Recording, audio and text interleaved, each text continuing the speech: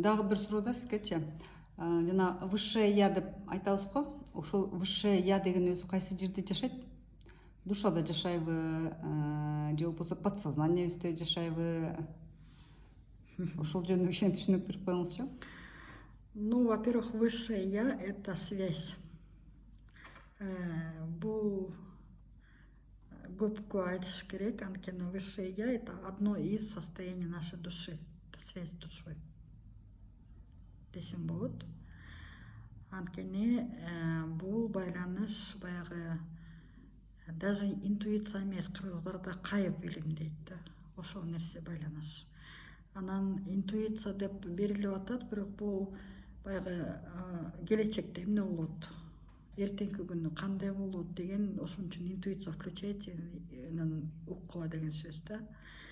Бирок бул жакта, наверное, не совсем туура багыт болуш керек, анткени азыр иштеп аткан баягы нейронная сеть деп сөз кылдык. Нейронная сеть азыр өзгөрүлүп атат.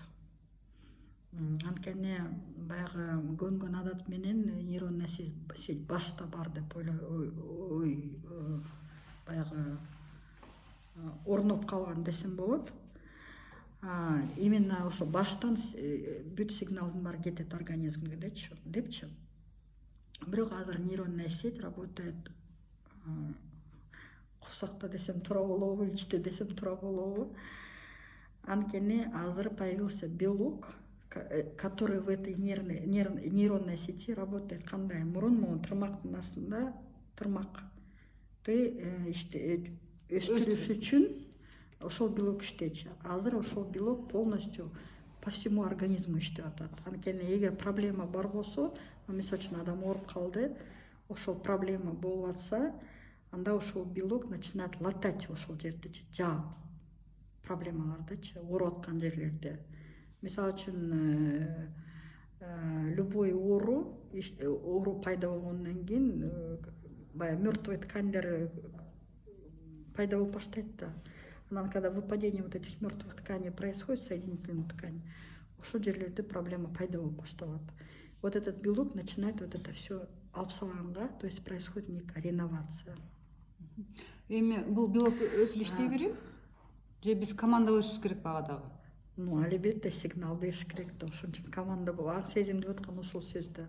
Эгер аң сезим болбосо, түшүнүк болбосо, адам өзү организмге команда бербесе, организм каалагандай иштей берет. Бирок организм аябай разумный, акыл эстүү деп койсом болот. Анткени азыр мына ошо организмди уксак, тамак аш ичкенибиз, баскан турганыбыз бүт баары ошо организм менен байланыштуу да. Анан жүрөк деген нерсе баягы мээ иштейт, мозг ошол иштейт, бирок бул мозг азыр ылдый түштү десем болот. Анткени жүрөктө кыргызча баягы көкүрөк деген сөз нерсе бар. Ошол көкүрөк иштеп баштады. Анткени жүрөктө баягы 4 камера иштегени менен азыр 5-чи камера ачылып атат. Как раз тот самый перикард, который ну как бы вроде бы особо деле мааниси жок болчу. Бирок ошол активно иштеп баштады. Ошол белок иштеп баштады, нейронная сеть өзгөрүлүп атат. Ошол өзгөрүштөр менен жашоодо адамзаттын денесинде өзгөрүүлөр катуу болуп башталды. Анткени клетка өзгөрүлүп атат. Анткени включается центросома. Ошол именно баягы деление клетканын, ошол регенерация клетканын иштете турган, восстановление болуп аткан нерселер иштеп баштады да. Ошондой. Мурун деген, например, денесинин бир жерин кесип алсак, анан таң койсок өзүнөн өзү эле жакшы болуп калчу эле да. Ошондо сурап атам да, жанагы белок деген дагы ошентип иштейби деп. Примерно да, ошондой процесс менен. Бирок мындай нерсе, баягы Кудайдын каалоосу болбосо чөптө сынбайт дегендейби? Сыяктуу, эгер адам жакшы ой менен, жакшы эме менен жүрсө, анда эч кандай проблема болбойт. Келечекте доорудо. Ушуга чейин болуп алган проблемаларыбыздычы? Алар эми болуп калган нерселер ошону регенерация кылыш керек.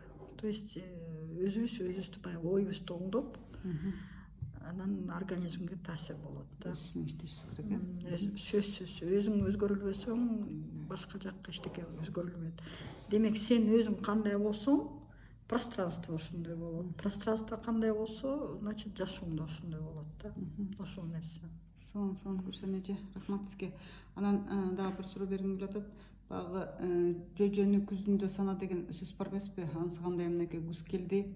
Жылдын башынан бери эле айтып келип атабыз, энергия күндөн күнгө көбөйүп атат, күндөн күнгө күчтүү энергия түшүп атат деп элечи. Ускорение болот. Да, эми азыр кандай процесс башталды? Азыр ушул сентябрь, октябрь, ноябрь айларын аябай бир маанилүү айлар деп айтылып атат. Бул кайсы жагынан маанилүү бизге? Неси менен маанилүү?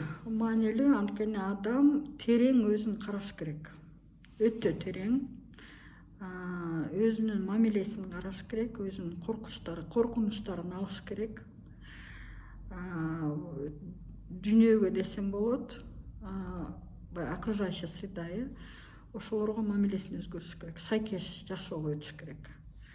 Эгер ошол нерсени аткара албаса, тилекке каршы могу октябрдын аягына чейин катуу энергиялар келип атат, на ускорение болупчу.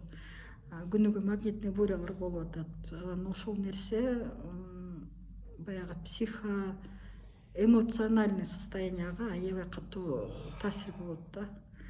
Демек, эгер ошол нерсени отработка кылбаса, кетирбесе, анда адам просто оорууга, аябай катуу оорууга кирип кетиши мүмкүн. Ошол оорудан чыга албай тиги дүйнөгө десем туура болобу, еще физический денесинен уже чыгып кете бериши мүмкүн да. Анан бирок ошол нерсенин баарын отработка кылгандан кийин адамдын жашоосу баары өзгөрүлөт жакшы жакка.